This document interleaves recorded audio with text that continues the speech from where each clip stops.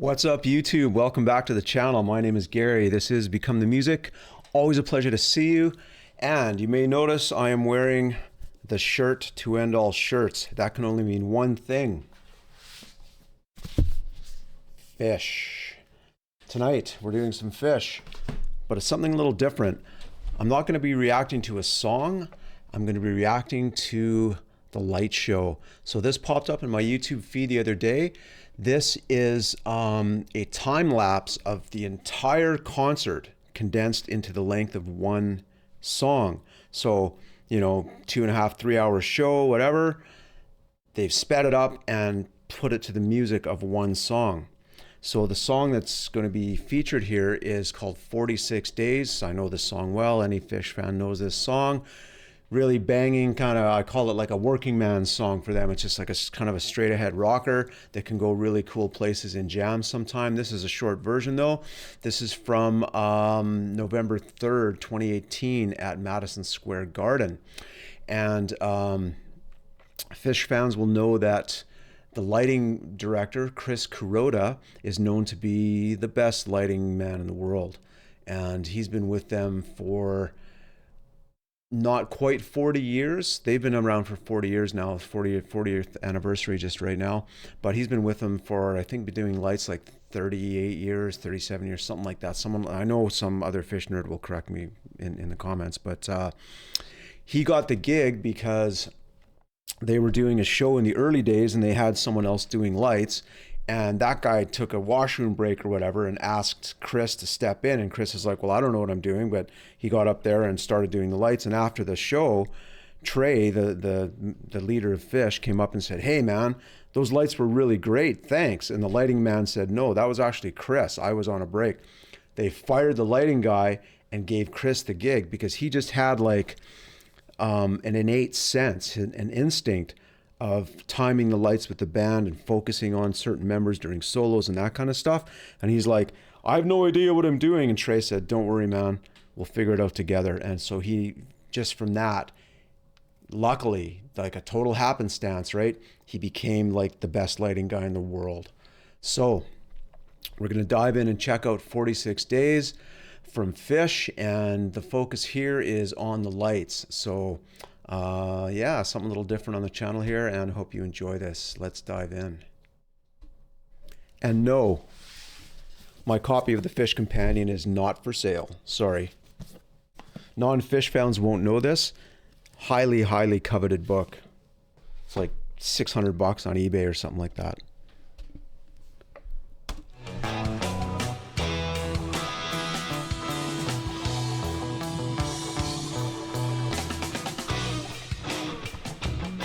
Cut off the beginning.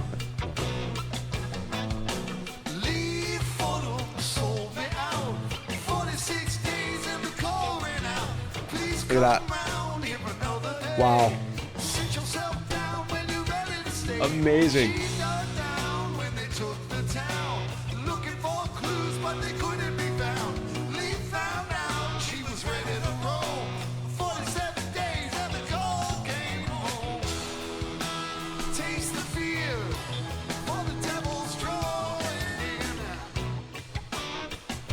Lights. Oh, so good. The colors and just the movement of that lighting rig.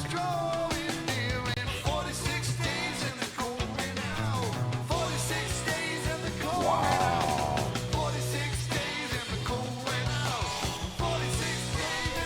Amazing. Just gonna stop here. A couple things. Number one, the first line of the song says, Lee Fordham sold me out.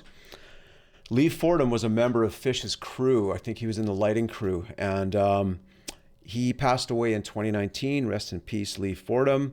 He never sold the band out or sold Trey out or whatever. It's just a line, Lee Fordham sold me out. So that's what that's in reference to. The other comment I want to make is that I never see this because at a Phish show, I'm up front. I like to be close to the band, on the floor, dancing my ass off.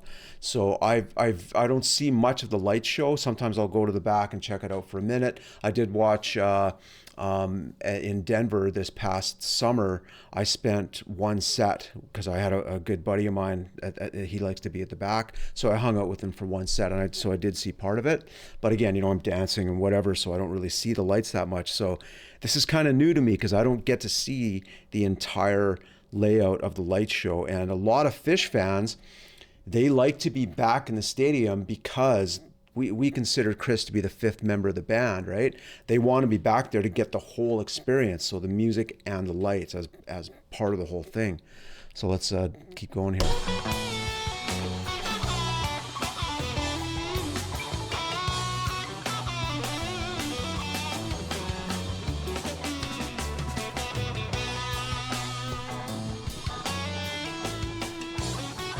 Wow.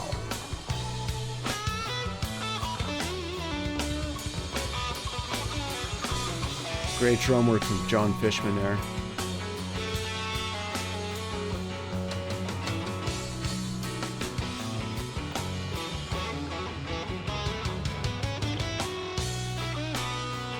Oh, and the lights come right down over the band like that. Wow.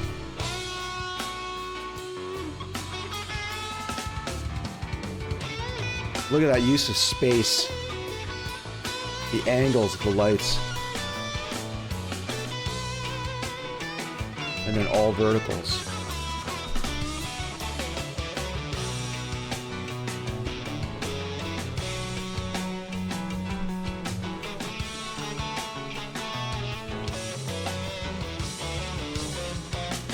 So much depth.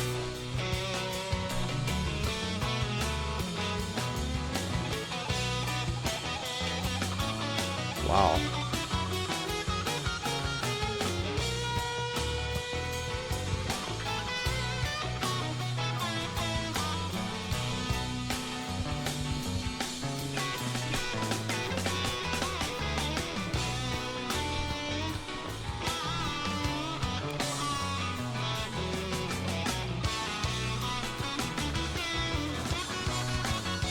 Insane.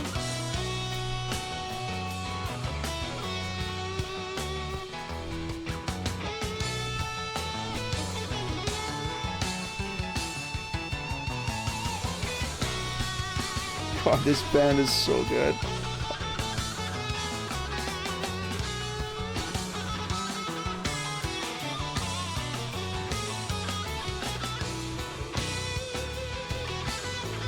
So non-PHISH fans, this is all improvised right here.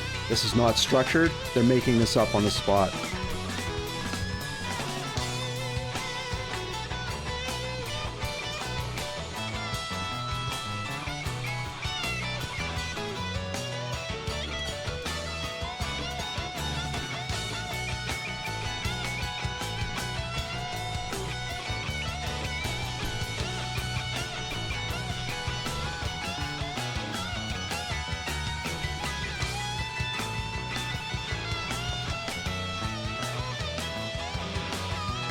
Wow.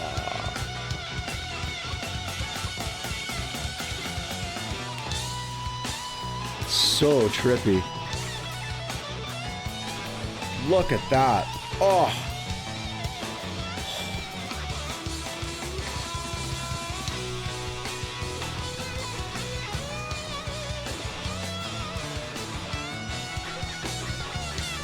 Oh yeah, look at that. Oh my God.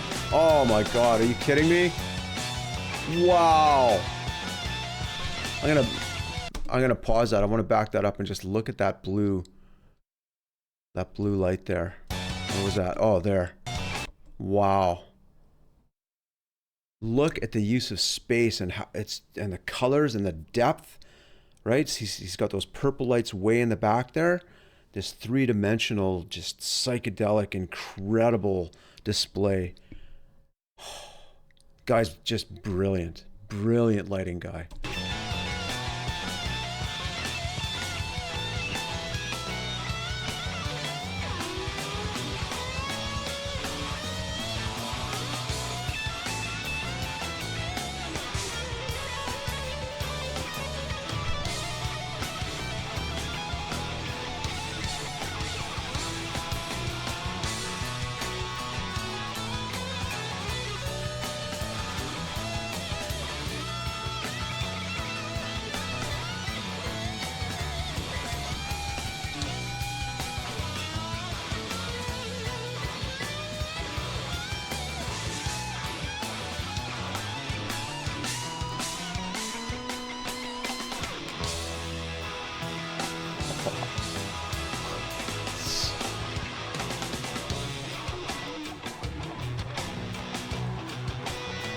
Pretty sure this is the first time I've heard this version of this song. So, yeah, that's a good version.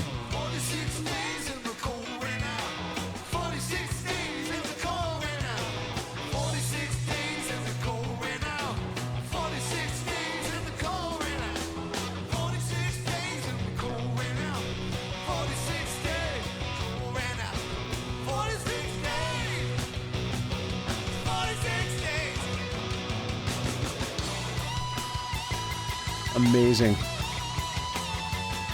This is on Live PHISH, right? Live PHISH is the official broadcast channel of PHISH. Yeah, it is. Wow. That was ridiculous. Yeah, that's a Live PHISH broadcast. So Live PHISH for non-fans is two things. One, it's where they broadcast, they stream most of their concerts, so you can pay to watch the show on the web, right? And it's also an app where you can listen to the shows because they record all the concerts, so you can listen to the shows afterwards too. Yeah, that was killer. So if you've never been to a PHISH show, that's what you're missing right there. You're missing that, and it's amazing. And I'm so stoked because I just bought my tickets for the festival called Mondegreen that's happening in Dayton, Delaware. Never been to that part of the East Coast, so really stoked to get out there this summer and throw down with my boys. Throw down with some PHISH. Just something about Chris Kuroda as well, the light man.